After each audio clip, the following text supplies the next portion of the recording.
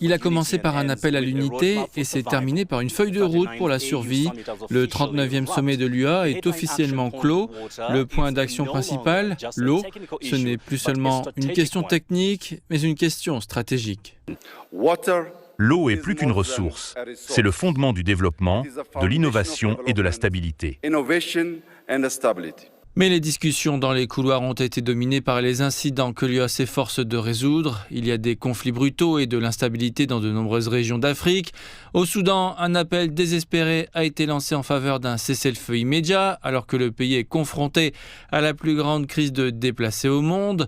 Au Sahel, des débats houleux ont fait rage sur la manière de gérer la vague de changements anticonstitutionnels au sein des gouvernements.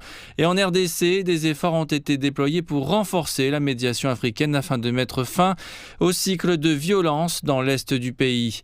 Sur la scène internationale, le secrétaire général des Nations Unies, Antonio Guterres, a apporté son soutien à la demande de l'Afrique d'être représentée à titre permanent au Conseil de sécurité des Nations Unies.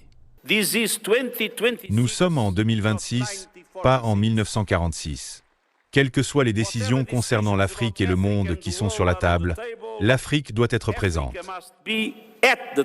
En ce qui concerne le changement climatique, les dirigeants ont exprimé leur inquiétude croissante face aux effets dévastateurs des sécheresses et des inondations graves.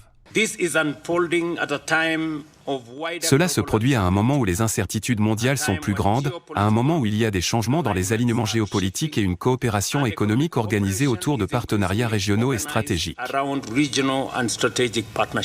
Enfin, le CDC Afrique et la Commission de l'UA ont envoyé un message clair sur la souveraineté sanitaire.